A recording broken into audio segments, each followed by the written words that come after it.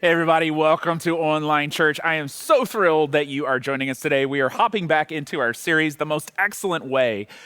Are you tired of cynicism? Maybe in your own heart, maybe you hear it on the news or in the world or with friends. And there is a temptation in these days to believe that cynicism is the most excellent way, that that's the way that we should walk and that's what we should do.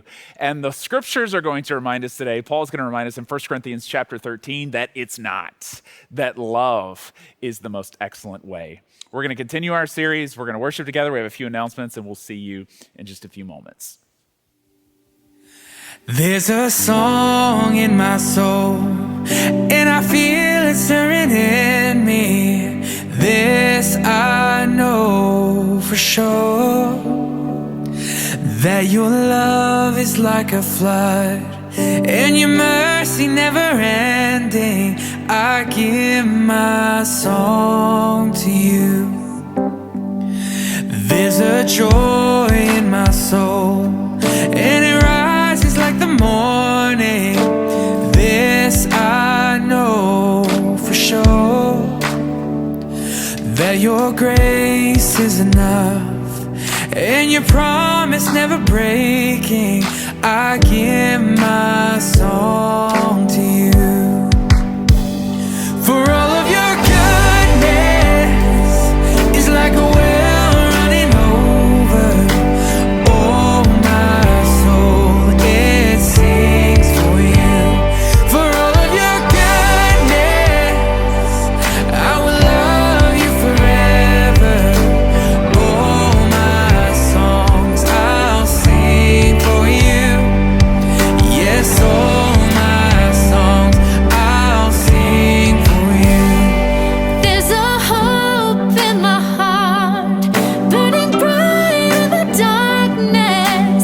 This I know for sure, that I will look upon your face, forever dwell in your presence, and always sing to you. For all of your goodness is like a well running over. Oh, my soul, it sings for you. For all of your goodness, I will love you forever. Oh, my song, I'll sing for you. Yes, all my songs I'll sing for you.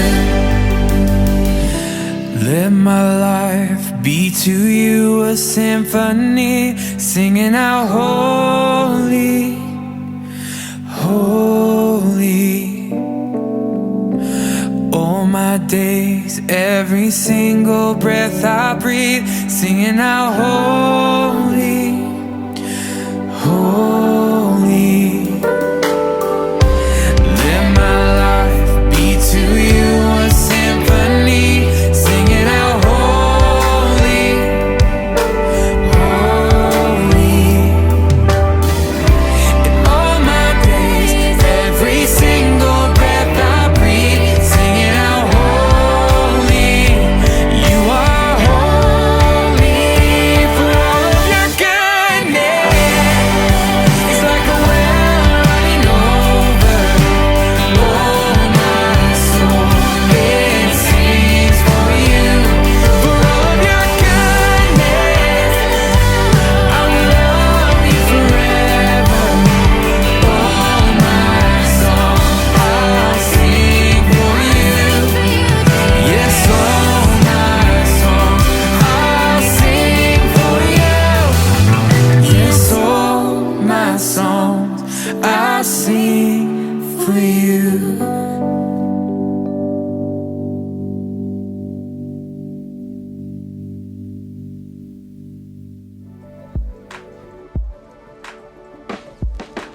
Hi everyone, and welcome to the Church RB Online. Wherever you may be watching from, thanks for joining us today. If it's your first time with us, we'd love to help you find your seat at the table. Text the number on the screen to get connected. One of the core values at this church is the door, our reminder that Jesus is for everyone. Even though the building doors might be closed on Sundays, the door is still open. We are here for you and here to serve the community with you. Even though we can't meet in person, we choose to be spiritually connected. Here's what's coming up. Parents, we know it's been hard to keep the kids entertained at home over the past few months. We want to help keep your kids engaged with our next round of VBS Online. We've got new content, new crafts, and new fun for your kids, plus a drive-through event and a family night. VBS Part 2 is happening August 3rd through 7th. Register today. Our indoor gatherings are currently shut down, but we are actively looking for ways to stay engaged outdoors. I invite you to stay tuned for ways we can be a community outdoors over the coming months. That being said, we're excited to have rescheduled the date for our annual golf tournament. Join us on August 28th at the RBN for a safe and fun day benefiting the Alabaster Jar Project. Registration is now open. Are you ready to learn the principles of Christian leadership? Or maybe you're just looking for an in-depth Bible study. You're in luck because Dr. Mark Strauss is leading the Good Book Bible Study online every week. Visit thechurchrb.org/goodbook to catch up on the current session. Thank you for supporting this ministry and our mission in the community financially. Stay tuned after the message to see how we've served our city this week. If you're in a position to give, please visit crb.gives to make an online donation. Up next, Pastor Jared picks up our series, The Most Excellent Way.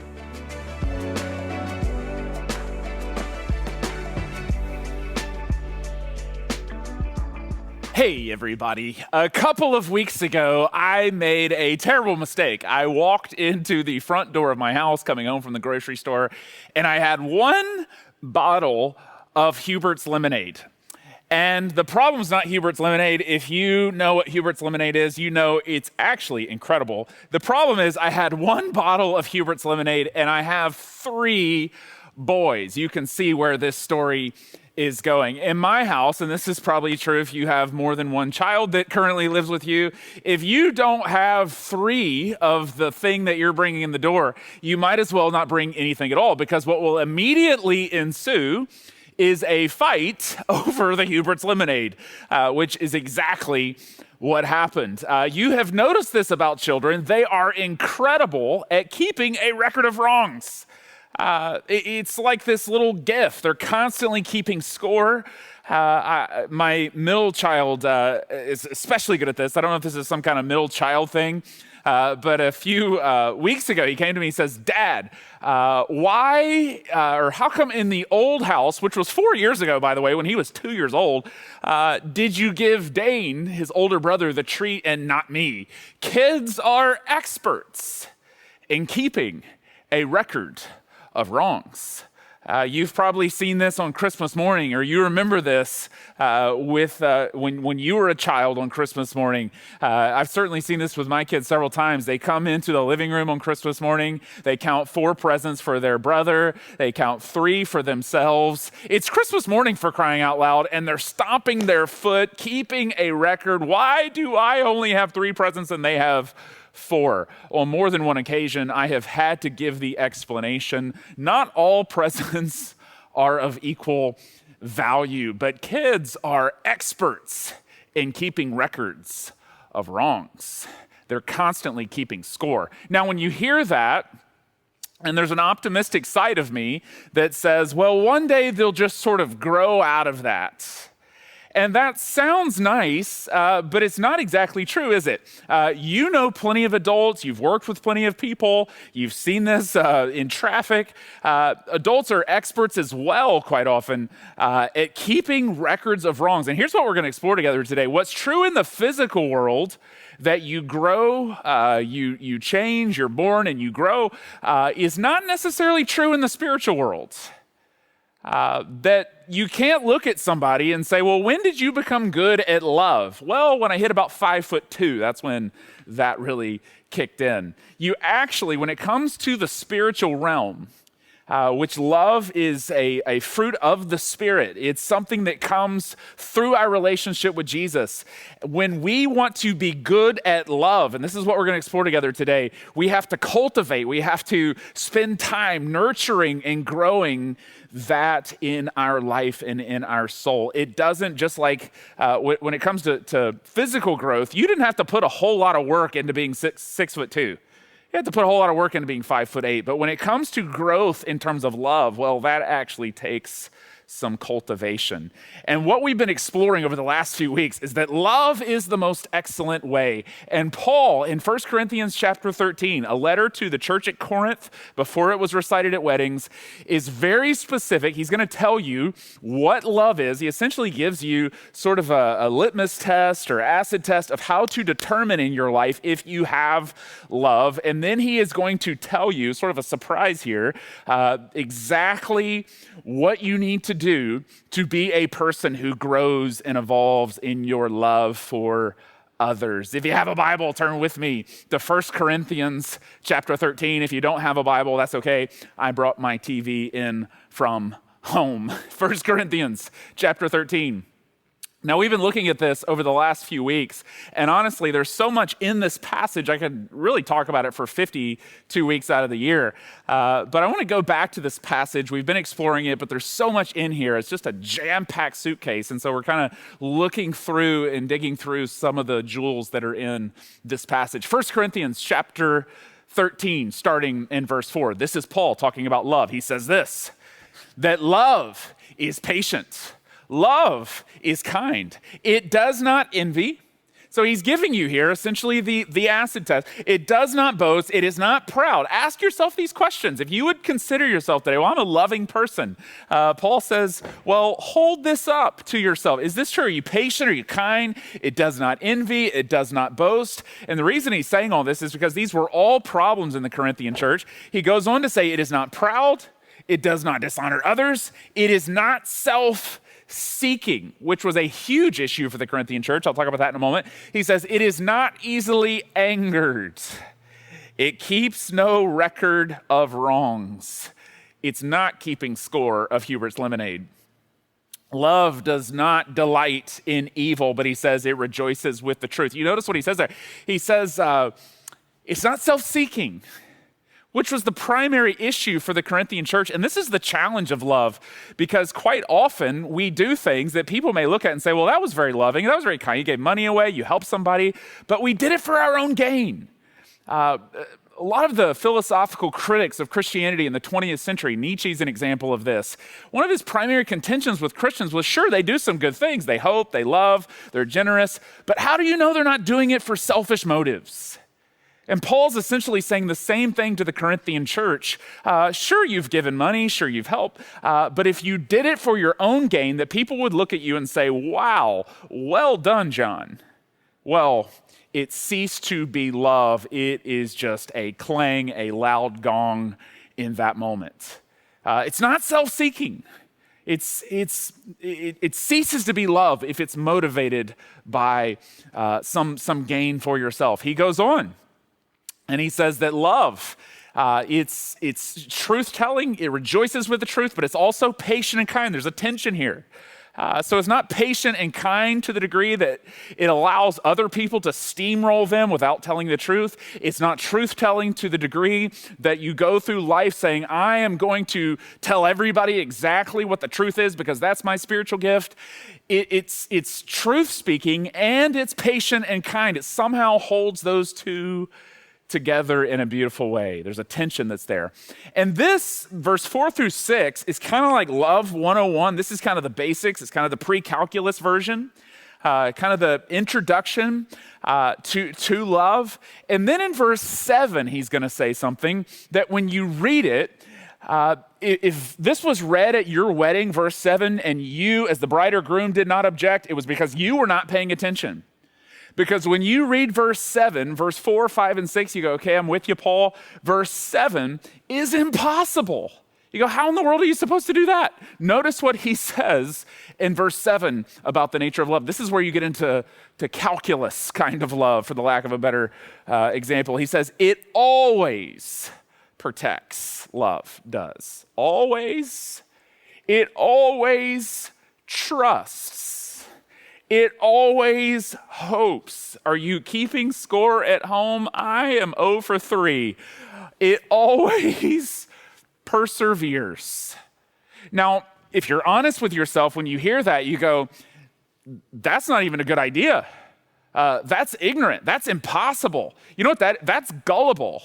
That is some kind of Woodstock, John Lennon, Ben and Jerry's, kind of love. That's some kind of, that's so idealistic. It's not realistic in the real world. Who could ever possibly be that way, that you always hope, you're always persevering? Paul says that love in its purest form, that's what it is, and that's how it works. I had somebody not that long ago tell me, the kind of love I'm interested in is tough love. That's what my father gave to me. That's what I'm going to give to my kids. That's how love needs to work. It's the kind of love where we put combat boots on it. That's the kind of love the world often responds to, right? Well, make no mistake, and this may be one of your criticisms of Christianity, that it seems weak, it seems passive, it doesn't seem to be confrontational. Turn the other cheek. We look at some of those passages. How could Christians act that way? Make no mistake about it. The kind of love that Paul is talking about here, there is not a love that is tougher. This is a love that always hopes, always perseveres no matter what. This is the toughest love there is, the toughest love imaginable. And Paul wants you to live in the most excellent way. That wouldn't just be some lofty, goal that's out there for somebody else, but it would be what you strive for as the most excellent way to live. And you go, well, how in the world do you do that? Paul is going to tell you by changing your perspective on your life and on your eternal existence. This is what he says. Let's keep going in the passage. He says, love never fails. I love that. But where there are prophecies, they will cease. So he's talking about spiritual gifts here. Where there are tongues, speaking in tongues, which is the Corinthian church, they were good at this. He says, that's going to go away. He says that's going to be stilled. Where there is knowledge, and essentially what he means is great mysteries of the scriptures. In other words, his point is there's no Bible studies in heaven. You're not going to, what did Jesus mean by it? He's over there. You can go ask him. It's going to all pass away. For we know in part, and here's where you really get to the meat and potatoes of this. He says, for we know in part and we prophesy in part. But when completeness comes, in your translation, it may say perfection or the perfect comes. And so now he's talking about something future tense. We looked at this a couple of weeks ago. Eternity is what he means. What is in part disappears. When completeness comes, Paul says. What does he mean by that? Well, what he's essentially saying is what's true in the physical world is true in the spiritual world. In the physical world, completeness comes, at least in terms of your height. My kids are constantly asking me that question. Dad, how tall am I going to be one day? Am I going to be bigger than you?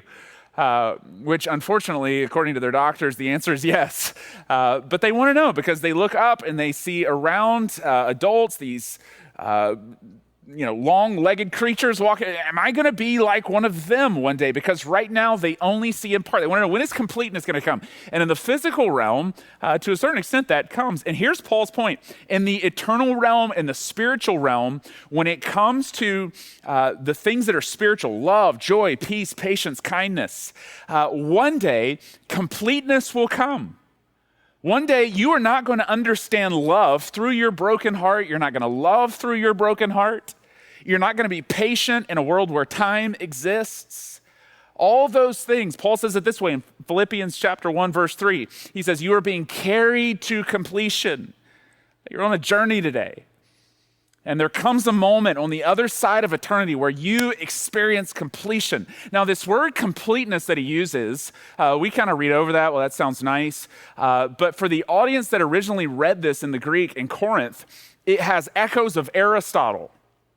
The word completeness that he uses in the Greek language is this word teleon. Teleon. In fact, let's just say that together from the comfort of your couch. I know you feel ridiculous right now, but just say teleon. Nudge your husband, teleon. It's sort of like turn the telly on. A joke's a slow burn, but when you get it, I'm telling you it's good. Teleon. And teleon means having reached its end, its destination. Aristotle had lectured the Greco-Roman world 300 years before Paul was lecturing the Corinthians about the telos. Is probably the phrase that you remember from college philosophy classes, your telos. And your telos is your ends, your goal, your destination, what you're striving for. And all of us today, you have a teleon, you have a goal, you have a destination in your life of what you're striving for. And for Aristotle, and Paul is about to drop a bombshell on the Greco-Roman world, for Aristotle, the ends was happiness and rational thought was how you gain that, but you brought your life, and we all do this, we bring our life, our goals. If my telos is to make a lot of money, I wake up in the morning, I go to bed at night, my whole life is in pursuit of that destination. Let me try to explain it this way. A couple of weeks ago, I took my two oldest boys, Dane and Hayden, fishing. And some friends took us out in the San Diego Bay. And we had an incredible time. It was amazing. But we were not that successful on this particular day at fishing. In fact, all we caught between the five of us that went was 1 2-pound calico bass. And it didn't really matter. We had a great time. But I was watching this moment. In fact, I brought in a picture of this calico bass that we caught. This is our friend Tom, who was kind of navigating the boat. And this is Dane, my 8-year-old, and this is Hayden, who's 6, who spent part of the time sleeping because he's the most like Jesus in the family. He was sleeping on the boat. That joke is really a slow burn, but when you get it, I'm telling you, it's really good. And this is all we caught. And Tom, don't tell Dane this, hooked it. And he, kind of helped Dane reel this in. And I was watching in this moment, and you've seen this before when you fish. When you bring a fish out of the water, all that strength, all that exertion that in the water is working to its advantage, when it's on the deck of a boat or on a fishing hook, it's actually working against it. And I was watching my boys watch this moment with the fish, and we threw it back into the water because, well, I mean, 1 2-pound fish isn't going to feed 5 guys. And it goes back into the why? Because when it gets in the water, all that strength, all that exertion, it works to its advantage. Why? Because the water is its telos. That's what it's made for. And you have that today in your life. I've heard people say things like, well, I was made to be a mom. I was made to make money. I was made to be outside. That's where I come alive. That's my, maybe you've never used the word, but that's your telos. And all those things may be what satisfies you, but Paul is about to tell you what you're actually made for. And when you receive this and you see this, it changes how you live in the world. It certainly changes how you love in the world.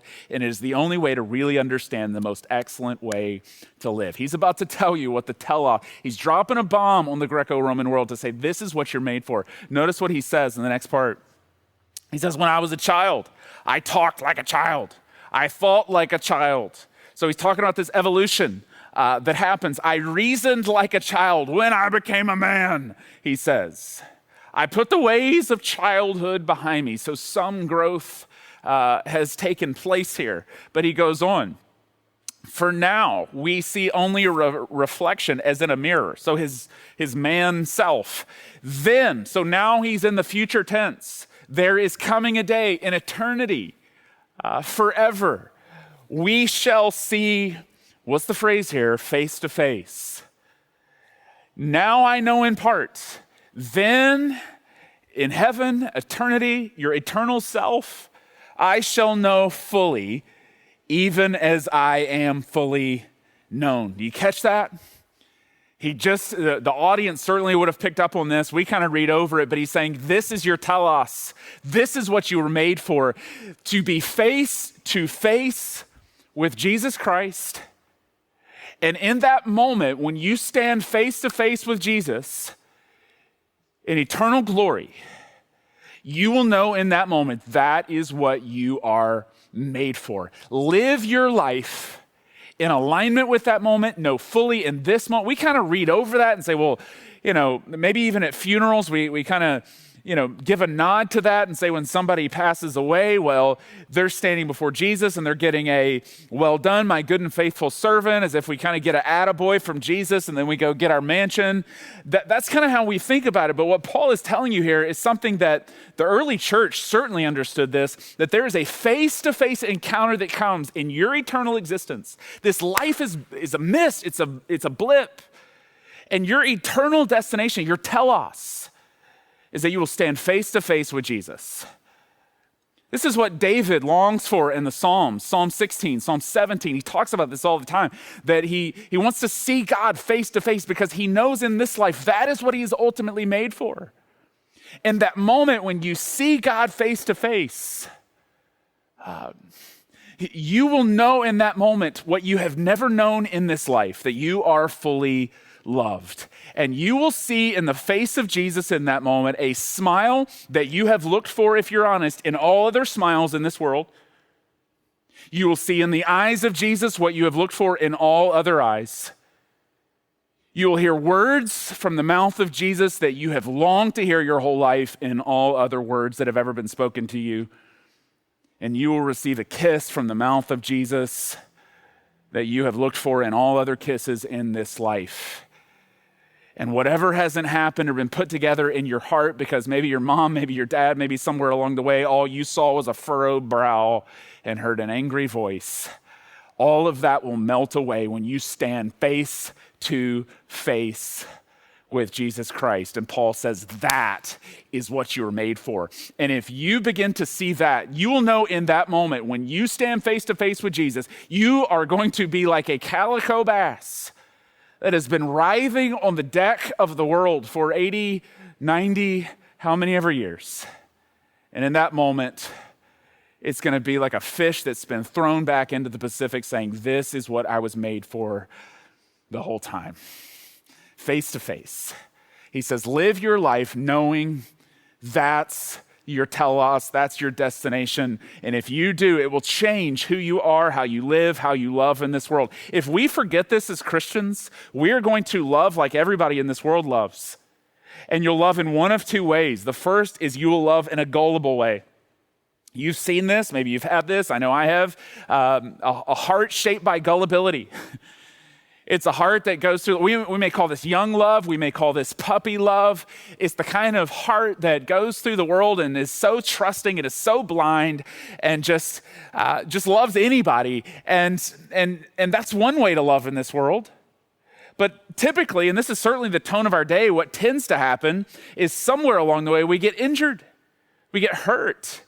And we stop being gullible and we start being cynical. And the mistake of these days is that we would replace our gullibility with cynicism and we would call it growth. Well, I'm not so foolish after my first marriage.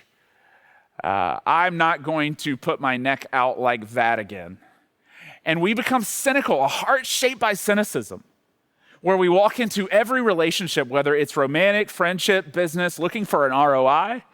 We walk into any encounter with any human being with an ironclad prenup on the table, knowing that we will never get injured and hurt again because we don't want to experience that pain. And if your heart is shaped by cynicism today, let me ask you a question. Whose face gave you that cynicism? Who did you look at wanting to hear words that you did not receive? Somewhere along the way, it was a face-to-face encounter where you walked away with rejection that gave you that cynicism. And we become clammed up. We won't be vulnerable. This is how the world loves. I will love to the extent that I know I will receive something in return. We cannot put ourselves out there. C.S. Lewis said it this way several years ago in his book, The Four Loves. He says, to love at all is to be vulnerable. Cynicism will cut you off from this. Love anything, and your heart will certainly be wrung and possibly be broken. If you want to make sure of keeping it intact, you must give your heart to no one, he says, not even an animal. Wrap it carefully round with hobbies and little luxuries. Avoid all entanglements. If it's messy, stay away from it. Lock it up, safe in the casket or coffin of your selfishness. Whew. The only place outside of heaven where you can be perfectly safe from all the dangers of love, he says, is hell. And this is what cynicism does. It puts your heart in a coffin of selfishness. I won't trust. I'm not going to stick my neck out. I'm not going to be vulnerable with this person. And cynicism, to use another C.S. Lewis quote, it's a little souvenir from hell that we carry through life. And we call it maturity.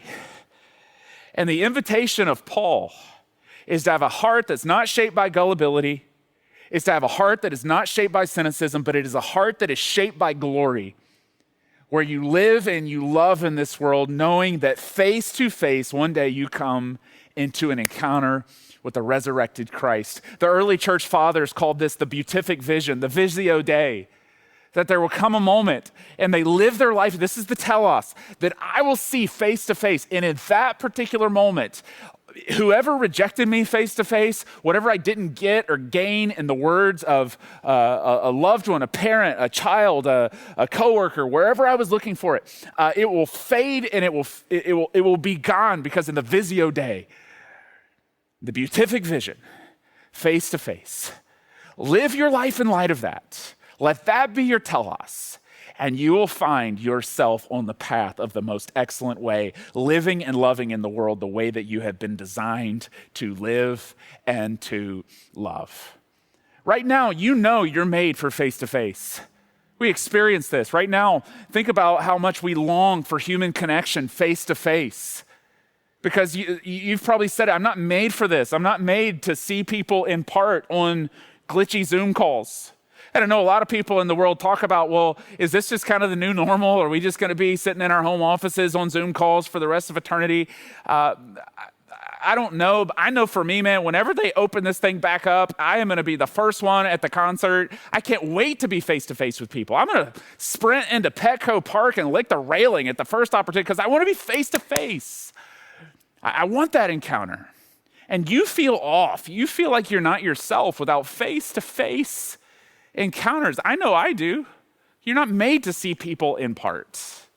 And imagine the only reason why you miss those face-to-face encounters, that human connection, is because at one time you had it and now you don't have it nearly as much. Think about how much more.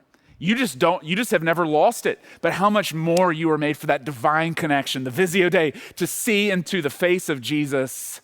That's what you're made for. Let that begin to be what changes your heart. Know that you are going to be loved. And if you do that, verse 7 may become a reality to you. You find yourself always hoping, always loving, because you have seen into the eyes of the one who always loves, always hopes, always perseveres, even to the point of death for you. Let that be your telos, Paul says. And then he goes on in this passage and he says, I am fully known. I'm fully known. And know in the Bible, it means more than just I have knowledge of that person. To know someone in the Bible, it's a very intimate word. It's a very relational word in the Hebrew and in the Greek, in the Old Testament and in the New Testament. In Genesis chapter 4, the scriptures say Adam knew Eve, and then the next part says they conceived a child together. It's a very personal word. In the Gospels, Jesus says, one day I will say, depart from me, I never knew you. What does he mean by that? That he never actually knew who you were? No, he means to a certain kind of person, I knew you, but I didn't know you. I had knowledge of you, but I didn't know you. And he says here, Paul says, I will fully known. You will be fully known by God in that moment. And the invitation of Christianity is that you can begin to experience that now. You can start looking into the face of Jesus now. You can start to, in this life, and ultimately one day you won't see it through a dark glass like you do now, but in this life, the more you strive to see the face of Jesus, you go, what does that mean? The more you get alone with God, reading the scriptures, and you say, I want to see you. I want to know you. I want this to be the place. And when you do that, you start looking into the face of God more and more when you open up the scriptures. You start praying with your eyes closed, saying, God, I want to see you. I want to know you. I want that to be the long. And when you do that, all striving, all longing, all searching that we go through in this life, it comes to an end. The visio Dei, when we can see face to face. That's what he wants for you. That's what Paul wants for the church at Corinth. And he ends it this way. I love this. He says, and now these three remain: faith, hope, and love. But the greatest of these is love. That's what he wants for you to experience deep in your bones. Maybe you find yourself going through the world right now rattling because you're looking into everybody's face, looking for in somebody's eyes what you can only get in the eyes of Jesus, looking for from the words of somebody what you can only hear from the words of Jesus. You are loved. That is the most excellent way. And if you never hear that, and if you cut yourself off from that, you will go through life gullible. Maybe you find yourself today deeply cynical. Are you tired of cynicism in our world? Man, I am. I don't just mean out there, I mean in here. That part of me that gets crooked and jaded and doesn't trust and doesn't hope and doesn't want to persevere. If you want to reject cynicism in the world and in your own heart, Paul says, have your heart shaped not by gullibility. That's not the other alternative. It's not have your heart shaped by cynicism. It's have your heart shaped by glory, the beatific vision. Cynicism is not the most excellent way. We may hear it and we may call it maturity, or the person who spews it certainly does. But Paul says, let me offer you a different way, the most excellent way. It's love. It's love. And it's yours and it's mine. Live in it, dwell in it, see it, allow it to be spoken over you today, church. That is our grand and our sweeping hope. Let's pray together. Dear Heavenly Father, I just pray somebody within the sound of my voice today knows that they are loved. Would you just give us a little glimpse today of the beatific vision? Would you give us a little Visio Day today, God? Somebody, maybe in a meeting this week, they heard words that were spoken over them that rattle around even in this moment, and they don't know what to do. They don't know where to go. They feel weak. They feel tired. And those words came in a moment where they were already destitute. They were already beaten down. Face to face, would you give them a little glimpse today? Would they search and seek you, God? Your voice, your words. God, I thank you that there comes a moment where we know, maybe somebody within the sound of my voice, they don't know what they're made for. They don't know why they're in the world. They're striving, they're searching, they've made money and they feel like that can't be it.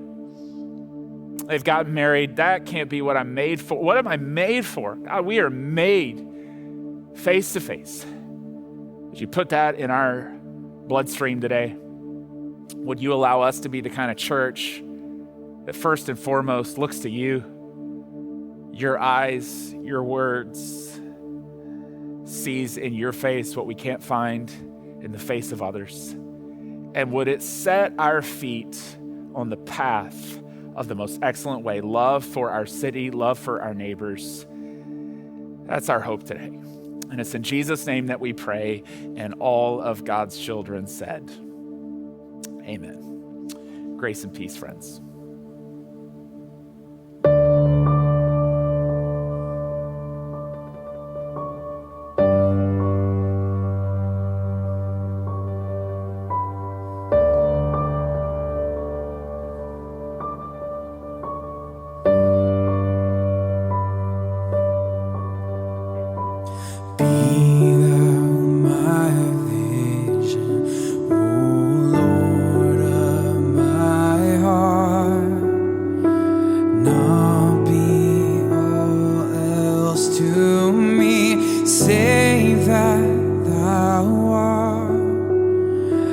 Thou my best, oh, by day or by night, waking or sleeping, thy presence my life.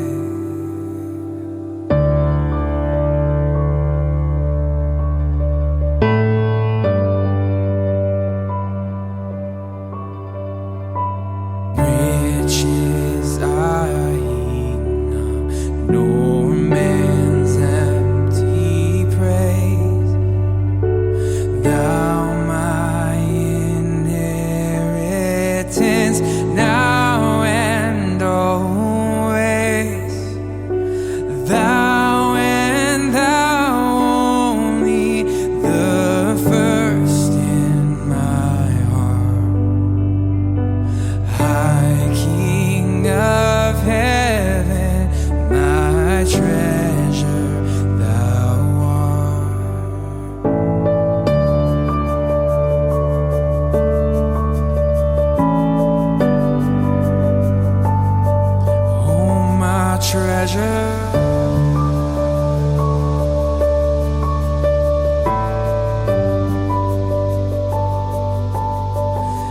And oh God, be my everything, be my delight, be Jesus, my glory, my soul satisfied. Oh God, be my everything, be my delight, be Jesus, my glory, my soul satisfied.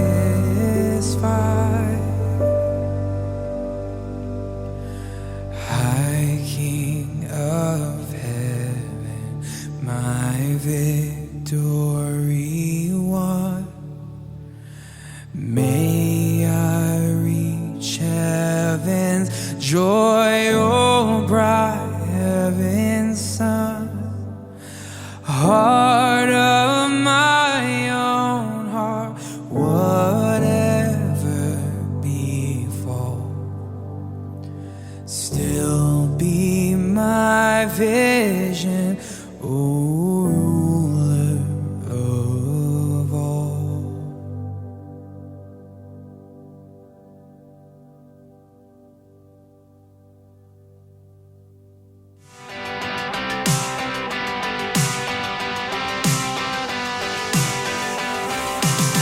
Hey church, thanks to Pastor Jared for continuing to lead us through 1 Corinthians in our series, The Most Excellent Way. Here's what's happening in the neighborhood. As we're all gearing up for a return to an uncertain school year, families in need are finding it difficult to provide school supplies for their children. At our last Good Neighbor Day, you packed 450 backpacks full of school supplies for these students and their families. This week, we delivered some of them to Abraxas High School. Thank you so much, Church at Rancho Bernardo. I just can't believe the amazing amount of love and care that you pour out. You guys have been there from the beginning, the first week of the pandemic. It's been a really rocky road for our staff, but especially for our students to just be able to connect and provide the support that we need to. But just knowing that you guys care so much and we'll have all of this for them when they return is amazing. So thank you. We're also delivering backpacks to the Boys and Girls Club of Greater San Diego. Here's what the Vice President of the Boys and Girls Club, Michelle Malin, had to say about what kids are facing during this pandemic. 67% of our families throughout the organization are low income. They're living at or below the poverty line. And so, times are tough for them all the time, but when something like this happens, it can be particularly challenging. One thing, just prayers, like pray for our kids and pray for our families. We all need all the prayers that we can get. As you know, many of our local seniors continue to shelter in place, which means they still need food donations and care packages. Every week, volunteers and staff from the church provide groceries for the residents at Brookview Senior Village. The residents and the seniors here at Brookview are so appreciative for all the food and the donations, paper goods and everything that you have been bringing to us. This has just really been a great blessing to supplement them, and for those that don't want to go out at all, come here one at a time and are able to shop and receive the donations. So just thank you again for all that you've been doing for us. We really appreciate it. Thank you for continuing to be good neighbors. Everyone has a role to play in making our community new. If you have a story to share or you're ready to get involved, please visit thechurchrb.org/forourneighbors. Thanks for watching. Thanks for tuning in for Church at Home. Here are a few ways to stay engaged and spiritually connected. We believe giving is an act of worship just like singing, praying, or serving others. Giving is a way to express our love for God. If you're in a position to give, we invite you to visit crb.gives for simple and secure giving. Have you downloaded our app yet? It's for more than just Sunday. Listen to worship music, watch midweek content, and much more. Thanks for watching.